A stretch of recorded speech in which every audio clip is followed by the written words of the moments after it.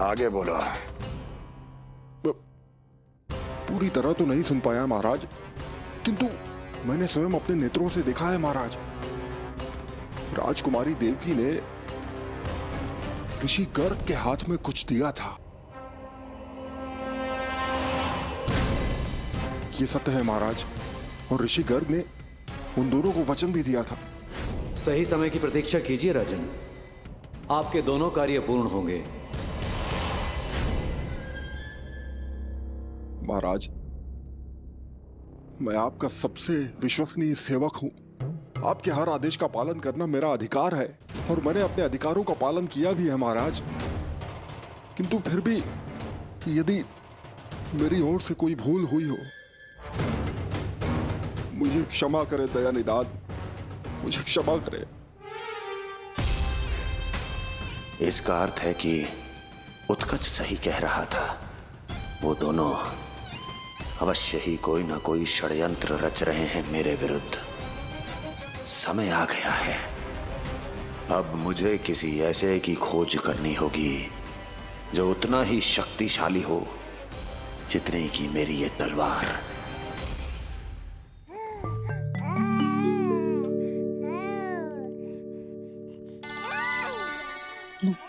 अभी से पुकारने लगो जी, अभी तो आई हूँ रसोई में।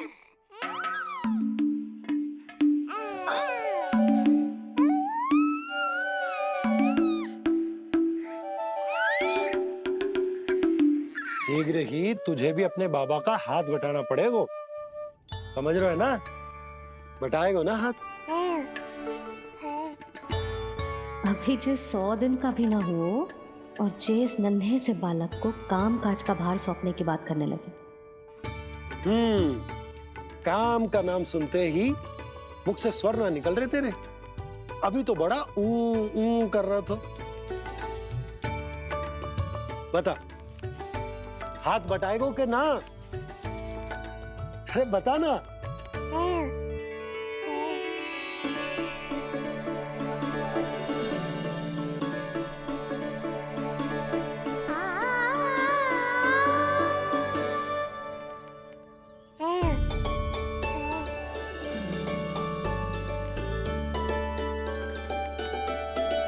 कल तू पूरा 100 दिन को हो जाएगा लल्ला। पंडित जी आएंगे, तुझे नया नाम मिलेगा। देखो तो मन में तो इनके भी कितना उत्साह भरो है, बस दृष्टि में मैं ही आती हूँ। और कल तुझे वो नाम मिलेगा लल्ला जिससे पूरा संसार तुझे पहचानेगा।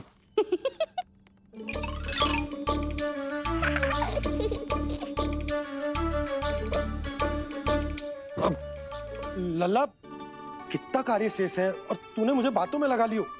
मुझे क्यों फंसा रहे हो बाबा? छुपाने की कोई आवश्यकता ना है। जितनी उत्साहित मैं हूँ उतने ही उत्साहित आप भी हो इसके नामकरण को लेके, पता है मुझे। लल्ला के नामकरण पे उसके बाबा उत्साहित ना होंगे? बिल्कुल होंगे, इसीलिए तो कह रही हूँ अपना उत्साह बांटो अपने लल्ला के साथ। मैं अभी आई।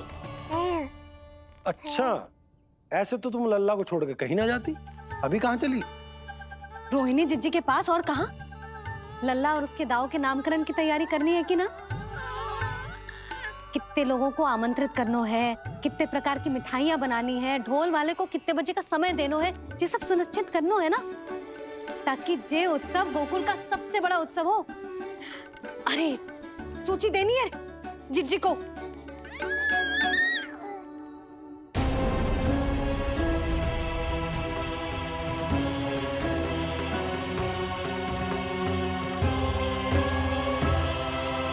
सबकी कोई आवश्यकता ना है। आवश्यकता ना है मतलब? कहना क्या चाहते हो आप?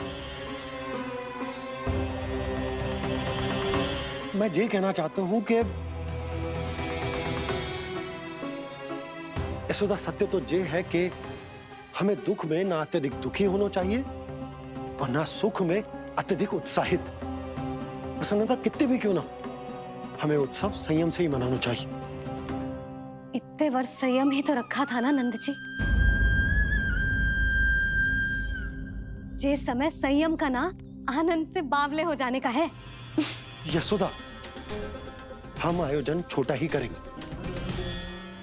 मैं कुछ सोच समझ कर ही तो कह रहा हूँ। पर क्यों? मुझे भी तो समझाओ। हर बात समझाने की ना होती है यशोदा। अच्छा, पति पत्नी में भेद हो तो है? ठीक, मैं कोई भेद ना रखूं। जो भी अब तक मैंने तुम्हें ना बताया है वो सब बताऊं। ओहो, क्या कर रहे हो बाबा? कंस के बारे में कुछ बता मत देना मैया को। वो मंगला है ना, उसने आज शाम को ही बछड़ा दियो और भाद्रपद का मास लगभग बीतने को ही है, तो धीरे धीरे शरद ऋतु आ जाएगी, दूध की हानि भी कम हो जाएगी। हाँ? और वो सरजू है ना, उसको बैद जी ने पूरे पखवाड़े का विश्राम के लिए कहा है। क्यों? क्योंकि वो ठाट से गिर गए थे और गिरते समय उसे भीतरी चोट लग गई थी। अरे और... बस बस बस, ये सब मुझे क्यों बता रहे हो? इसका नामकरण से क्या संबंध? तुम्ही ने तो कही ना कि पति पत्नी के बीच में कोई भेद ना होता। तो मुझे जो भी बात पता है मैं तुम्हें बताऊंगा। कितनी समझदारी से बात बदल देते हो आप, और भोली भाली मैं आपकी बातों में आ जाती हूँ, और इस सब में असली बात तो रह ही जाती है। किंतु आज बात मेरे लल्ला की है। उत्सव तो विशाल ही होगा, और इस बारे में कछु और ना सुनूंगी मैं। आप लल्ला का ध्यान रखो, मैं जा रही हूँ रोहिणी जीजी के पास। यशोदा,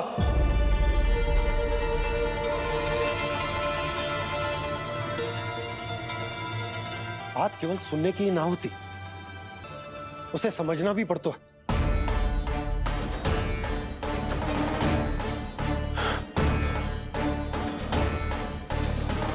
विश्वास है ना मुझ पर? मैं कुछ सोच समझ कर ही कर रहा हूँ ना।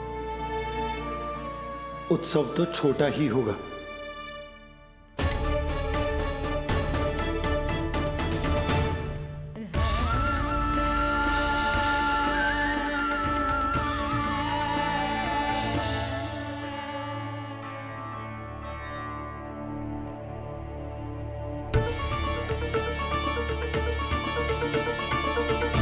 क्षमा करना लल्ला, तेरी मैया को डांटना पड़ गया।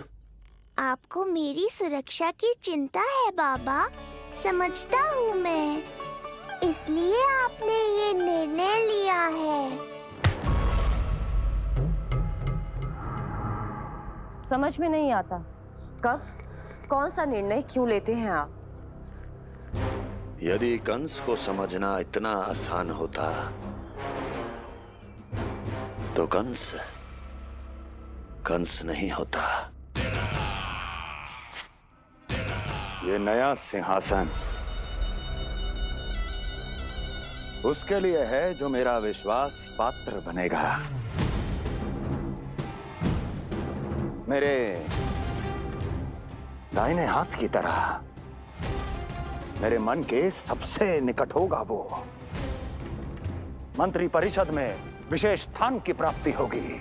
मेरे बाद पूरे राज्य के लिए उसी का वचन होगा। शासन। किंतु ये अधिकार केवल उसे प्राप्त होगा जो मेरी परीक्षा में उत्तीर्ण होगा। मेरा सबसे महत्वपूर्ण कार्य करेगा वो। इसलिए जाओ, कह दो सभी बाहुबलियों को, महाबलियों को, दैत्यों को, दानवों को, प्रेतों को, पिशाचों को, सभी को ये सूचना दे दो ना ना ना ना, सूचना नहीं, चुनौती दो कि यदि साहस है तो आए, मेरी परीक्षा में उत्तीर्ण हो और इस सिंहासन पर बैठने का अधिकार प्राप्त कर ले। जाओ। और हां, ये अवश्य कहना कि केवल वही आए जिनके हृदय में साहस का ज्वालामुखी धधकता हो, जिनकी तलवारें पर्वतों का सीना चीरने को व्याकुल हो, जिनकी संकल्प शक्ति इतनी दृढ़ हो कि मृत्यु से टक्कर ले लें। कायर नहीं चाहिए मुझे। जाओ। महाराज, आप जिसे भी ये विशेष पद देंगे भविष्य में यदि वही हमारे शीश पर बैठ गया तो क्या करेंगे आप? पहले ऐसा कोई योद्धा सामने तो आए अस्ति, जो उस विष्णु के अवतार का संहार कर सके।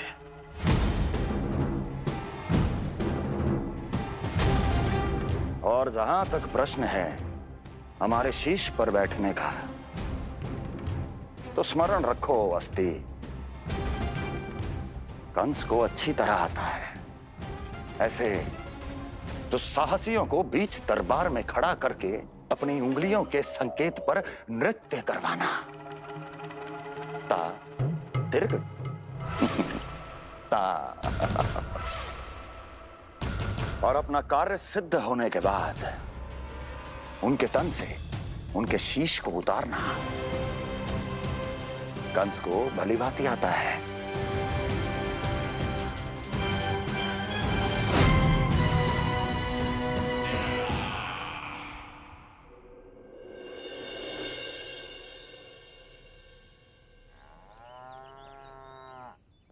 पूरे 100 दिन का होगा हुआ तो लल्ला, कम से कम 100 व्यक्ति तो आने चाहिए थे ना तेरे और तेरे दाऊ के नामकरण में।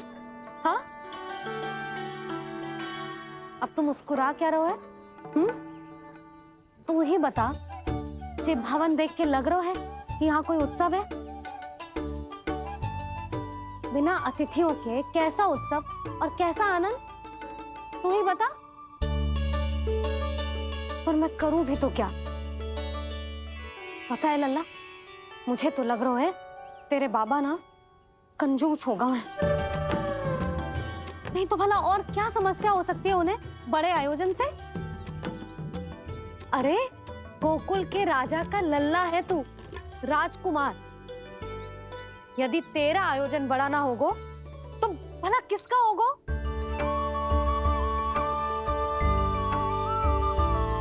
मेरी ही भूल है, मैं भोली हूं, इसीलिए व्यर्थ में तेरे बाबा की बातों में आ गई। मैं भोली हूं ना, व्यर्थ में उनका कहा मान गई। किंतु अब ना मैं कोई मांग रखूंगी, ना मैं उनसे बात करूंगी। और कहे देती हूँ लल्ला, सावधान जो इस बार तू बीच में आया तो। हाँ नहीं तो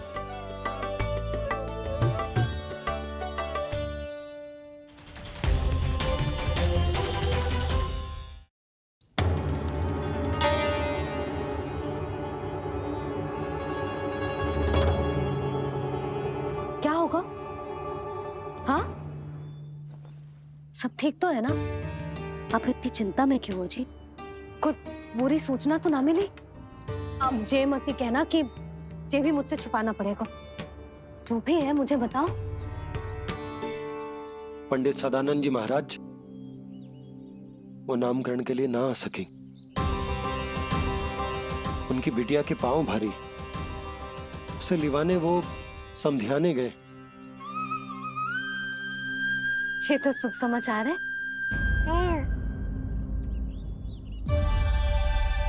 किंतु मेरे लल्ला का नामकरण अब वो सही मुहूर्त पे कैसे होगा?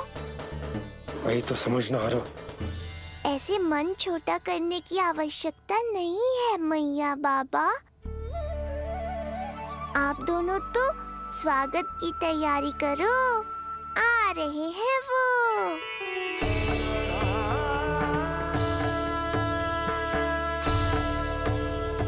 लो, आ गए वो जिनकी मुझे प्रतीक्षा थी। आप दोनों व्यर्थ ही चिंता कर रहे थे।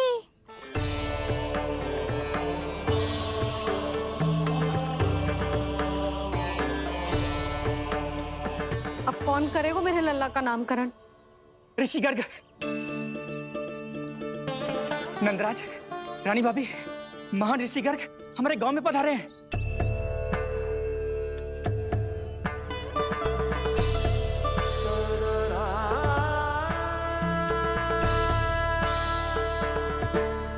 ऋषि गर्ग गोकुल में? हाँ नंदराज, और कह रहे थे उन्हें यादव राज वासुदेव जी ने भेजो है रानी जी के पास। अरे तो तुम लोग खड़े खड़े क्या देख रहे हो? जाओ उनके सत्कार की तैयारी करो। जी यशोदा, उनके स्वागत की तैयारी करो। सुनो जी, वो तो यादवों के कुलगुरु है ना, रोहिणी जीजी के यहाँ आए हैं, हमारे यहाँ आएंगे। आप जाओ मैया, वो सीधे हमारे घर ही आएंगे।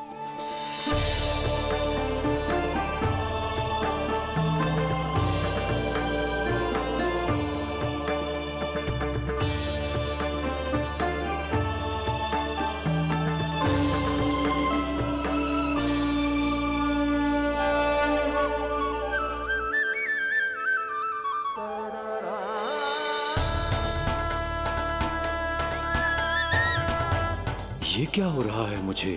मैं उस भवन की ओर क्यों बढ़ा जा रहा हूँ? क्योंकि आपके यहाँ आने से ही मेरी मैया बाबा की चिंता समाप्त होगी ऋषिवर।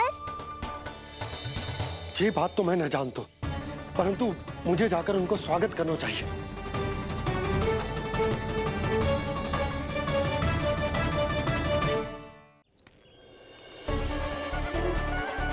गुरुदेव, कल्याण हो। भगवान श्री नारायण के महान भक्त आज हमारे गांव में पधारे। हमारा जीवन सफल है गयो आज। वो भवन आपका है नंदराज? आपके शुभ चरण पड़ेंगे तो हमारा जय भवन पवित्र हो जाएगा। इतने बड़ी ऋषि अगर हमारे घर पधारेंगे तो हमारे तो भाग्य ही संवर जाएंगे। मैया आपके दर्शन को तरस रही है ऋषिवर, संकोच मत कीजिए, अब आ भी जाइए। पधारिए गुरुजी। न जाने क्यों मेरे पांव अपने आप ही आपकी भवन की तरफ जाने को व्याकुल है नंदराज। पधारिए गुरुदेव, आइए।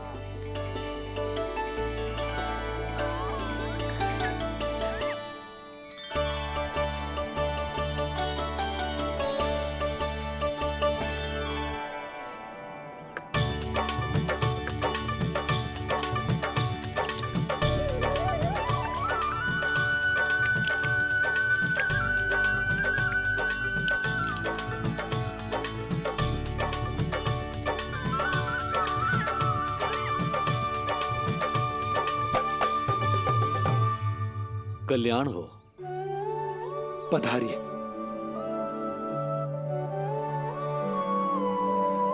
आया तो था मैं रानी रोहिणी के भवन में, पर पता नहीं कैसे यहाँ खींचा चला आया। विराजिए गुरुदेव। महाराज, आप इसे भी रोहिणी जिज्जी का ही घर समझिए। मैं अब भी बुला कर लाती हूँ। महाराज, ये हमारा सौभाग्य है कि आपने यहाँ आना स्वीकार किया। कहिए, क्या सेवा करूं मैं आपकी? मुझे आपके भाई वासुदेव ने भेजा है नंदराज।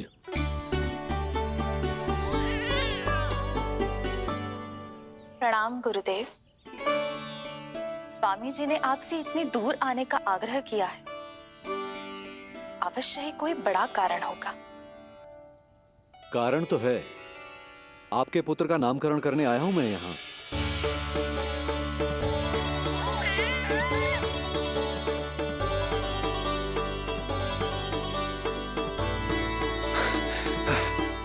ऋषिवर, तब तो आप अत्यंत ही शुभ दिन पधारे। आज का ही मुहूर्त निकलो है भाभी के लल्ला और हमारे लल्ला के नामकरण के लिए। परंतु पंडित जी गांव से बाहर है, इसीलिए आप। अब तो आप यहाँ आ गए हो, आप हमारे भी लल्ला का नामकरण कर दो ना। पुत्री, ये क्या कह रही हो तुम?